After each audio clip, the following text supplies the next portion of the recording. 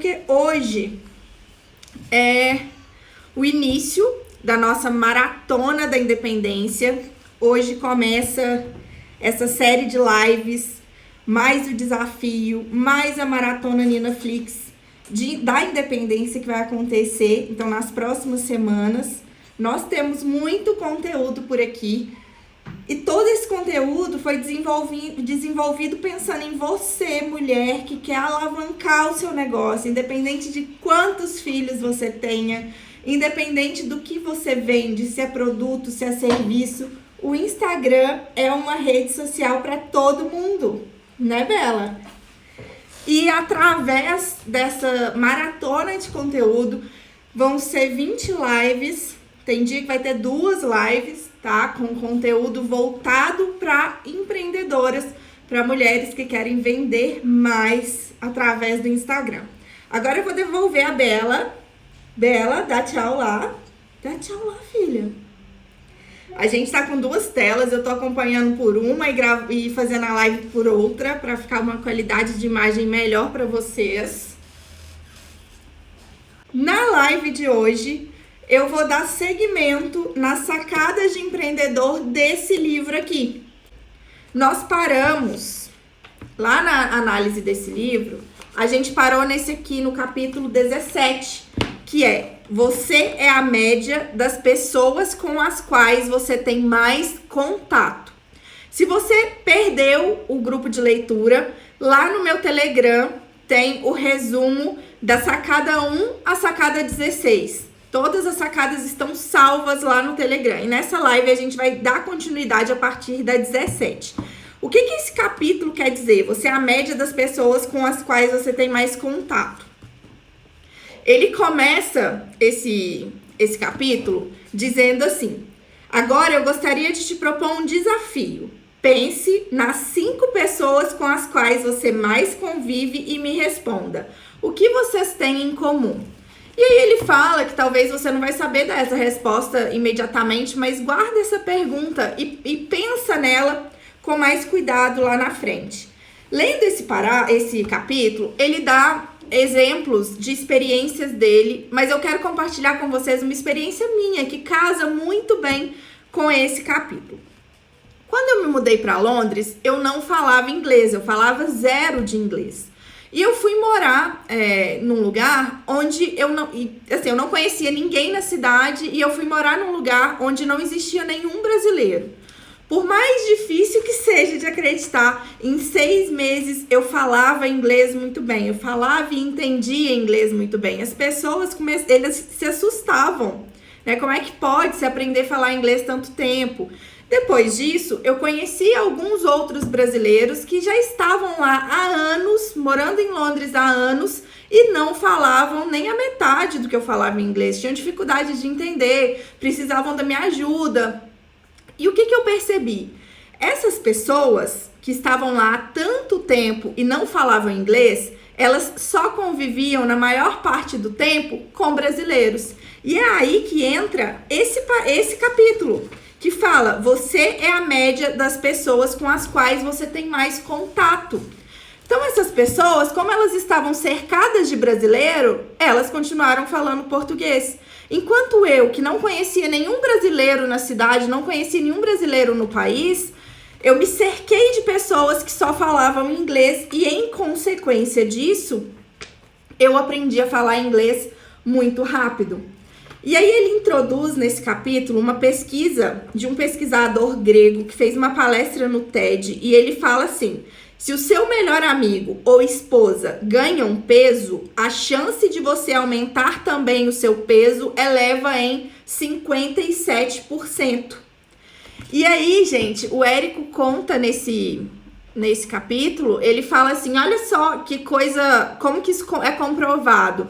Quando a minha esposa estava gestante, obviamente ela ganhou peso, mas eu engordei também. E isso aconteceu aqui em casa quando eu estava grávida do Oliver. Que aí os amigos do Fábio brincavam, né? Ah, qual dos dois que tá grávido? Por quê? Isso é estudado cientificamente, que você tem 57% de chance de engordar se as pessoas à sua volta engordam.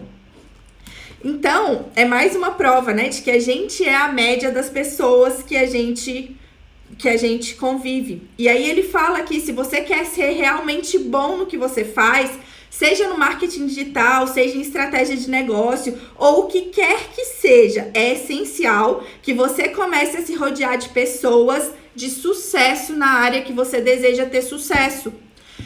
E aí eu falo muito do perigo dos grupos. Que tipo de grupo você está inserido? Né? Eu até falo, eu já falei em várias lives. Já falei em várias lives pra gente tomar cuidado com os grupos que a gente está inserido, porque às vezes a energia do grupo, o motivo do grupo, que motiva o grupo é algo que não está necessariamente conectado aonde você quer chegar. E aqui fala muito bem isso, né? Que você se rodeie de pessoas que já chegaram onde você quer chegar. Isso vai te influenciar, isso vai te puxar pra cima, né? Então, com quem, pensa aí, reflita, com quem você tá convivendo? Você tá convivendo com pessoas que atingiram o resultado que você tá buscando? Isso definitivamente vai acelerar o seu processo.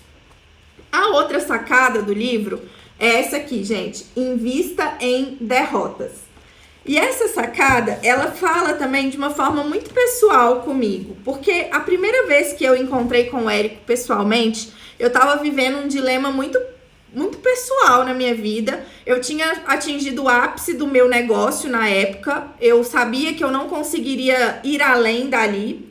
Era um negócio que tinha atingido o seu platô e ele não ia me render mais nada. Mas eu queria crescer, mas ao mesmo tempo eu tinha medo de perder o que eu já tinha ou de arriscar algo que eu não tinha certeza que ia dar certo.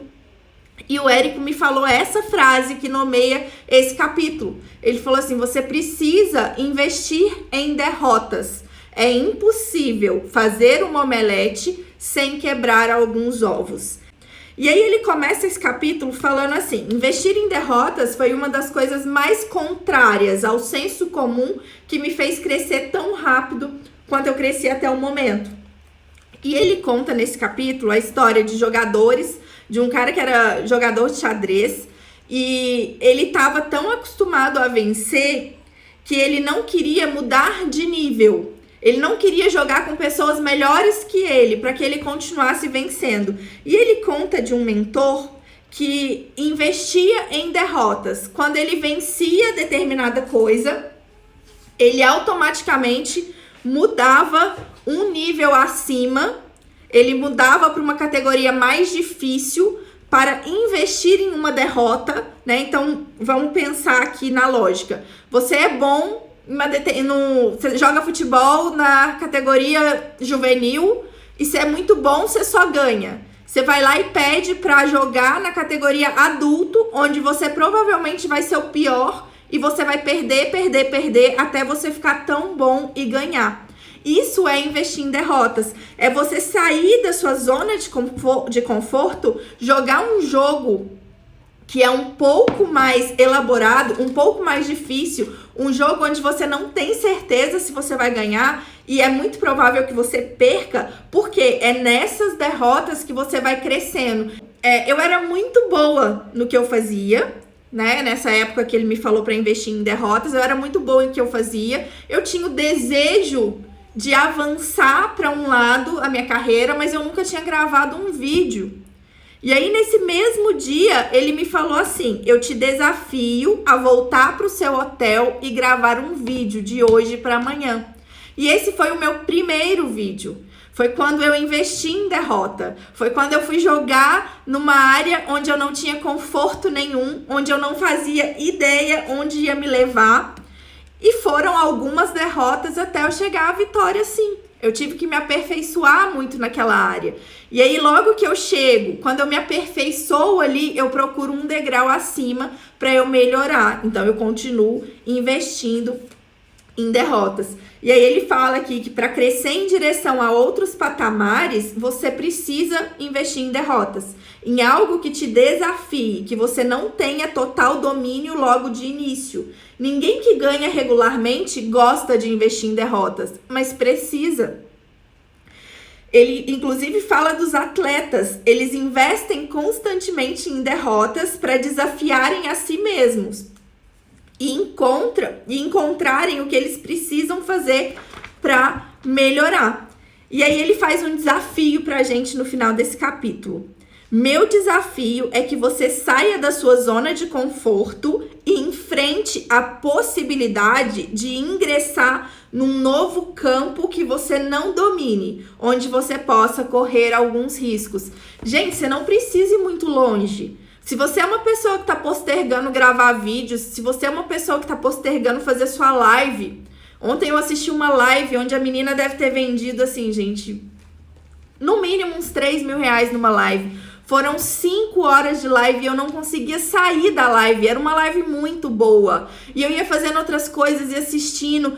Então, a live se mostrou essencial para ela vender no negócio dela. E eu falo muito, né? Lives são importantes, lives vão te ajudar a vender, lives geram conexão. Isso aqui que a gente tá tendo, você só vai conseguir numa live. Você não consegue num conteúdo no feed.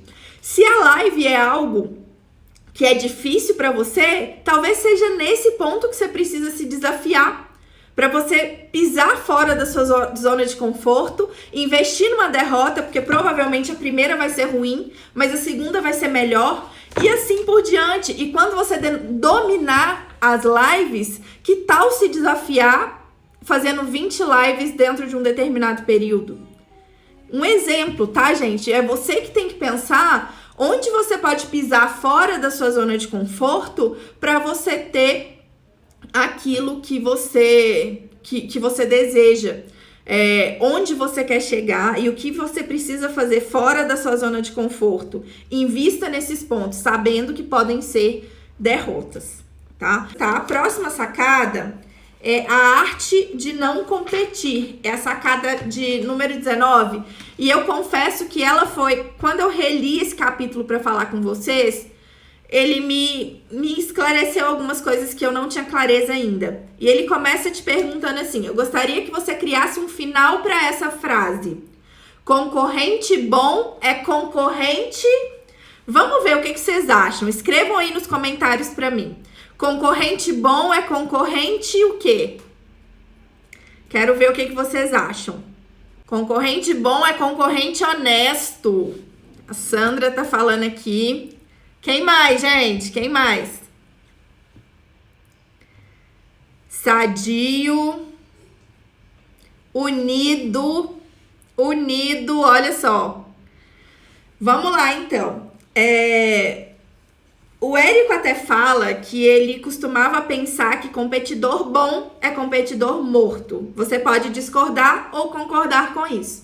Mas a opinião dele mudou quando ele conversou com o mentor dele sobre isso. E esse mentor disse para ele assim: está na hora de você atrair parceiros. Seus potenciais parceiros são os caras que você acha que são os seus maiores concorrentes. E aí ele ficou com aquilo na cabeça, porque como que ele ia entender, como que ele ia se unir aos concorrentes, como que aquilo ia ajudar ele a crescer. E aí ele ligou para o maior concorrente dele na época e falou assim para ele: se você quer ir rápido, vai sozinho, mas se você quer ir longe, vá acompanhado. E marcou uma reunião com esse concorrente para eles conversarem a respeito de negócios, falando que ele queria fechar uma parceria com esse concorrente. E aí ele percebeu que esse concorrente tinha alguns pontos fortes que ele não tinha, né? E vice-versa, ele tinha alguns pontos fortes que eram fracos no concorrente dele. E eles enxergaram ali uma parceria viável, né, que ia levá-los longe. Então, ele falou que você começa a entender que competição é uma coisa diferente de briga de vida ou morte. E partir para fazer parcerias com seus concorrentes pode ser uma possibilidade. Fazer parceria com os concorrentes pode te abrir grandes possibilidades. Vou dar um exemplo bem real aqui no meu negócio, que na mentoria eu tenho alunas, nós temos alunas em diferentes níveis de processo. Tem alunas que não estão conseguindo produzir mais, que estão no limite da produção, e tem alunas que estão produzindo pouco e produzem no atacado. Elas são concorrentes, mas uma pode alimentar o negócio da outra. Então, fazer parcerias pode levar o seu negócio mais longe.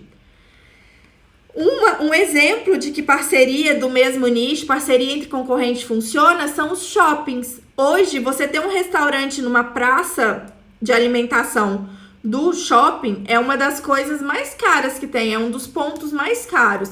E é um metro quadrado onde você convive com mais concorrentes que você possa imaginar. E ainda assim funciona. Por quê? Porque os restaurantes entendem que eles se complementam. Cada um no seu quadrado, mas um complementando o outro. Só que o que a maioria das pessoas preferem fazer? Falar mal do concorrente. E quando isso acontece, não é só o concorrente que perde, você também perde. Você perde a oportunidade de ter um parceiro ali. Quantas vezes vocês já me viram fazer lives aqui com parceiros que falam exatamente para o mesmo público que eu, que muitas vezes a pessoa vai optar entre comprar o curso dessa pessoa e não comprar o meu, mas a gente resolveu unir forças. E aí, ele sugere no final desse capítulo que você escreva o nome dos seus 3 principais concorrentes. E você vai escrever as habilidades únicas deles. Em que cada um desses 3 concorrentes é melhor que você. Depois você vai escrever em que você é melhor que cada um desses 3. Você pode nesse momento, escrevendo essas habilidades, pode ser o seu primeiro passo para desenhar uma parceria de sucesso com o seu concorrente. Ele tem algo que você quer e não tem, você tem algo que ele quer e você não e ele não tem. Então, abrir os olhos para parcerias, nem tudo precisa ser uma briga de vida ou morte. Vamos para mais uma sacada, e essa sacada eu quero muito convidar vocês para um desafio junto comigo. É a sacada de número 20 do livro, e ela fala sobre criar um hábito que possa te levar aonde você quer chegar. Deixa eu conferir aqui o tempo, ainda temos tempo. Crie um hábito que possa levá-lo aonde você quer chegar. O Érico acredita que são pequenas coisas que a gente faz na nossa vida que vão nos levar a mudanças radicais. Se a gente começa com um hábito saudável hoje, como que a gente vai estar daqui 50 anos? O hábito saudável, essa pequena mudança, não é o resultado que ela vai te dar hoje, mas o resultado que ela vai te dar a longo prazo pode ser a transformação que você está buscando. E ele conta que ele assistiu um filme onde falava que era bom tomar suco verde, ele não tinha esse hábito, e ele então desafiou o irmão dele a aderir esse hábito com ele, ficarem 100 dias tomando suco verde todos os dias. O que aconteceu no final desses 100 dias? Aquilo virou um hábito. O desafio acabou, os 100 dias acabou, mas o hábito continuou. E ele continuou tomando o suco verde dele todos os dias. Ele entendia que aquilo fazia bem para a saúde dele. Então, ele transformou um hábito, algo que ele não fazia, em hábito, e isso acompanhou para a vida dele. E aí, ele fala aqui que a cada dia a gente pode incorporar um novo hábito nas nossas vidas. Nós somos criaturas de hábitos e rituais naturais. E esses rituais podem paralisá-lo ou levá-lo aonde você quer chegar. Pensa onde você quer chegar. Não tá faltando um hábito? Muita gente reclama aqui pra mim que não consegue ter constância nas mídias sociais. E para chegar onde ela quer chegar, quer vender através do Instagram, ela precisa ter constância. Não tem outra forma de vender se você não tiver constância. Se você tiver a síndrome do golfinho, né? Some, aparece aqui no Instagram, você não vai vender. Será que não tá te faltando o hábito? O hábito de logar no seu Instagram e postar todos os dias? Muitas vezes, gente, o que nos impede de chegar aonde a gente quer chegar é a falta de hábito. E aí, ele finaliza esse capítulo falando assim: Meu convite é que a partir deste momento você identifique os 3 objetivos principais na sua vida em 3 áreas distintas: negócios, saúde e relacionamento. Qual hábito pode ser eficaz para mudar a sua vida em cada uma dessas áreas? Então, gente, vamos nos desafiar. Eu vou entrar nessa junto com vocês. Nós vamos pensar num objetivo, em onde a gente quer chegar em cada uma dessas 3 áreas, que é negócio, saúde e relacionamento. Relacionamento pode ser relacionamento com os amigos, relacionamento com os filhos, relacionamento com a família, tá? Então, onde eu quero chegar com o meu negócio, com a minha saúde e com o relacionamento? E quais 3 hábitos eu posso incluir na minha vida a partir de hoje que vão me ajudar a atingir esse objetivo nesses 3 patamares? Se vocês quiserem compartilhar comigo, eu vou compartilhar com vocês. Vou sair dessa live, vou pensar sobre isso e vou compartilhar os hábitos com vocês nos stories. Por que eu vou compartilhar? Porque quando a gente se compromete publicamente, a gente torna mais fácil cumprir o que a gente prometeu. Esse livro fala disso, né? Tem uma sacada que é sobre isso. Então, eu vou me comprometer com vocês, vou contar para vocês os hábitos que eu vou inserir no meu dia e a gente vai se comprometer a passar 30 dias fazendo essas 3 coisas. 30 dias fazendo 3 coisas pra gente criar um hábito. Me conta aí na legenda se você topa fazer esse desafio comigo. O desafio de criar hábitos. A gente vai estabelecer esse período, né, de 30 dias e vai ver, então, os resultados. Gente, todos nós podemos fazer algo por 30 dias. Não vai ser nada que vai, né, ser algo que vai nos atrapalhar a nossa rotina. Então, caso você consiga incorporar esse hábito na sua rotina, você com certeza vai ganhar pontos na busca dos seus 3 objetivos que você listou. Então, ó, para a casa de hoje, listar 3 objetivos em 3 áreas distintas: negócio, relacionamento e saúde. Pensar em 3 hábitos que você pode incorporar para essas 3 atividades e fazer essa prática comigo durante 30 dias. Vamos começar amanhã. Hoje a gente vai pensar, vai escrever e amanhã a gente começa a colocar esse hábito em prática. E eu quero saber quem vai vir comigo, quem vai participar comigo desse desafio. A grande sacada, ele finaliza esse capítulo falando uma coisa que eu achei muito legal. A grande sacada é sonhar grande, mas começar pequeno. Então, se o seu objetivo é ter 1 milhão de seguidores, que tal começar fazendo um post por dia? Que tal começar gravando um vídeo por dia? Não precisa ser relacionado com o Instagram, tá, gente? É porque esses exemplos são mais palpáveis para mim.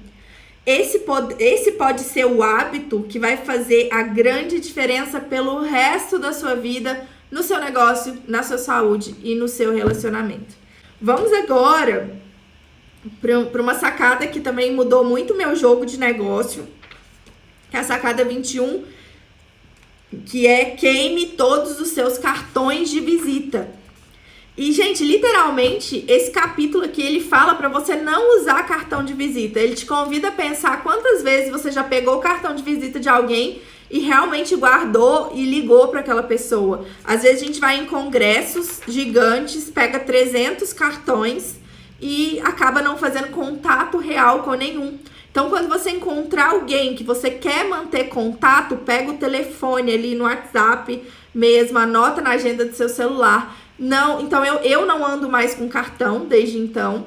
Quando alguém me fala, você tem cartão? E eu acho que é uma parceira, uma possibilidade de parceria interessante, eu falo assim, não, mas anota o meu número aí e me manda um oi no WhatsApp, que eu já salvo o seu contato e a gente segue a partir daqui. Ele finaliza esse capítulo falando assim: mais vale 2 telefones na mão do que 300 cartões de visita voando. Né? Você pode pegar 300 cartões, mas não significa nada. Só que 2 contatos que você faz pode mudar o seu negócio.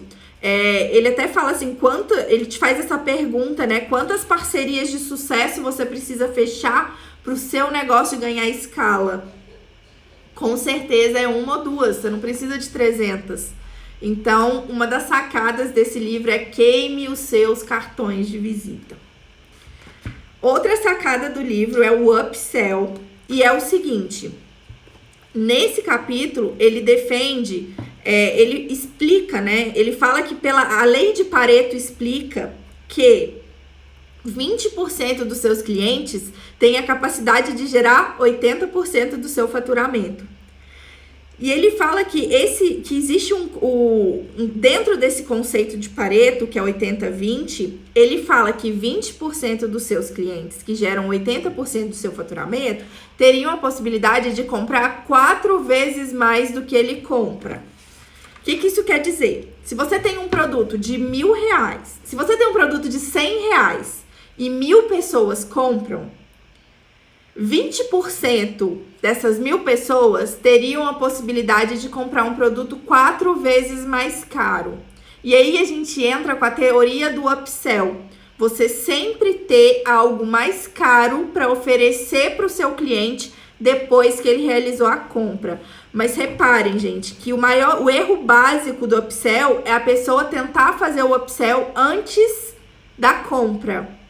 Por exemplo, quando você vai na academia, você vai lá e paga 1 ano de academia. Depois que você pagar 1 ano de academia, alguém vai te oferecer o serviço de personal trainer mais caro ali para você contratar. Precisa ser nessa ordem. Você não pode oferecer o serviço de personal para a pessoa que acabou de chegar na academia. Ela não está preparada para aquilo, né? O fato dela comprar, depois que ela compra, o timing ideal para oferecer um upsell ocorre após a primeira compra. O ato de comprar vai gerar uma descarga de adrenalina ali na cabeça da pessoa, que vai causar uma sensação de possibilidade de comprar algo mais caro. Então, quando uma pessoa se inscreve no Descomplica, depois que ela se inscreveu no Descomplica, ela vai receber uma oferta para migrar para o plano de mentoria. E eu sei que 20% das pessoas que se inscreveram vão migrar para o plano de mentoria. E isso gera um crescimento exponencial, porque 20% das pessoas que migraram para o plano de mentoria têm condições de pagar um outro plano 4 vezes mais caro. E por aí vai. E essa é a teoria do upsell para crescer o seu faturamento. Então, se você tem um cliente que comprou você tem 10 clientes que comprou R$100 de você, 2 desses 10 clientes estão dispostos a comprar R$400. Mas você precisa ter esse produto para oferecer, que é um produto mais caro, mais elaborado, para que essas pessoas que estão prontas para comprar já comprarem de você. E na sacada de número 23, ele vai de encontro ao que eu falei lá naquela parte sobre os hábitos. Que eu falei que eu tendo a focar mais nos meus negócios e focar menos em saúde e relacionamento. E a sacada de número 23 é sobre a arte de girar vários pratos. O empreendedor, ele precisa ter equilíbrio. Ele precisa girar vários pratos ao mesmo tempo. Ele precisa girar o negócio, ele precisa girar a saúde, ele precisa girar a família, que seja. E o fato dele estar rodando mais de um prato não significa que ele pode parar de rodar o outro. É bem aquele esquema de circo, gente. Tô rodando um prato aqui, vou começar outro prato aqui. O fato de eu começar a girar esse prato não pode permitir com que eu pare de girar o segundo prato, porque ele vai cair e vai quebrar. Então, empreender é você estar sempre atento a todos os pratos que você decide rodar. Se você tá indo bem aqui num negócio e decide colocar um novo prato para você rodar, isso não pode ser motivo para o prato anterior parar de rodar e cair. Então, você precisa ter uma equipe para gerenciar os seus pratos, né, e estar sempre de olho em cada um dos pratos. Então, eu vou trazer isso para o meu negócio. Vamos falar dos pratos que eu rodo no meu negócio hoje. Eu tenho o Descomplica Instagram, eu tenho o plano de mentoria 10K+, e eu tenho os meus clientes da agência. São 3 pratos que estão rodando. O fato de eu ter incorporado a mentoria 10K+, que foi o último produto que eu lancei, não pode fazer com que nenhum dos 2 pratos pare de rodar, a menos que eu decida isso, né? E seguindo a mesma lógica, eu preciso rodar o prato da saúde, que é o que eu tô me comprometendo com vocês aqui de criar os hábitos, e preciso rodar o prato da minha família, que são coisas que são importantes para mim.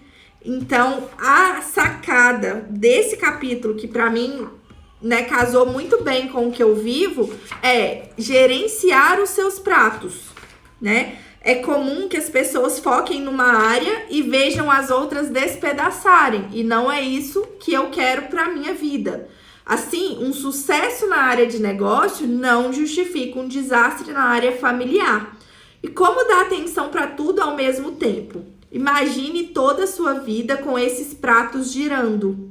Pense quais são os pratos mais importantes que você pode fazer girar. Quais são os pratos que você vai conseguir girar e ficar satisfeito? Então, um exercício para vocês. Pensa quais são os pratos que você precisa fazer girar. Quais são as coisas mais importantes da sua vida que precisam estar girando. E, gente, não tenha medo de colocar o prato da família tão importante quanto o prato do seu negócio. Eu preciso, é parte da minha natureza, ver esses 2 pratos girando. É o que vai me fazer feliz, tá? Então, ele finaliza esse capítulo dizendo: você precisa desenvolver um mecanismo de alerta permanente para observar e monitorar se aquele prato está ou não girando. E é isso que você vai fazer com o seu negócio, né? Você vai definir as áreas que precisam girar e vai se monitorar constantemente para ver se realmente todas elas estão girando.